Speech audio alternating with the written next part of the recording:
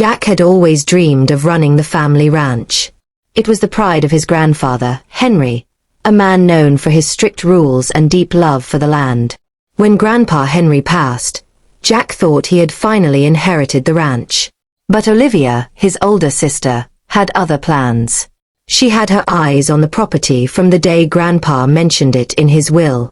Jack returned from the city, excited to see the ranch, only to find Olivia on the phone, frantically talking about selling it fast.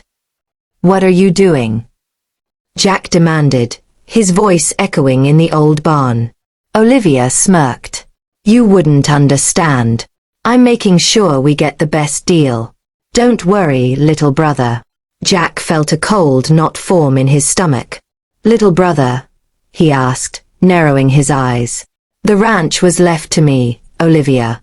Grandpa made that clear." She waved him off. "Grandpa's gone.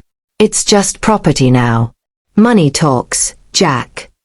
For a moment, he froze. She was serious. She had already contacted a buyer, a big developer from out of state. Jack ran to the office where the original will was kept. He pulled out the document, flipping through it with shaking hands. And that's when he noticed a separate envelope, labeled, "For Jack, in case Olivia tries to sell." His heart raced. Inside, a letter from Grandpa Henry himself explained the secret clause.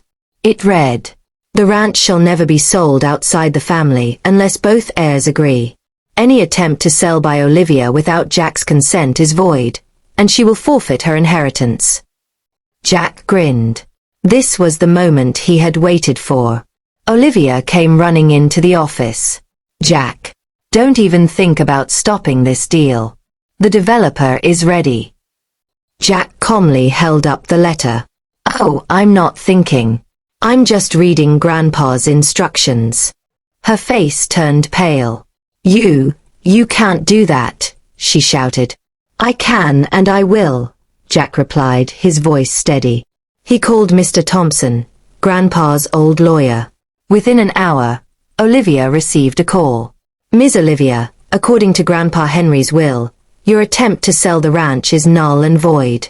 Any proceeds you tried to claim are forfeited." Her hands trembled as she dropped the phone. Jack watched silently, letting her panic sink in. You're insane," she screamed.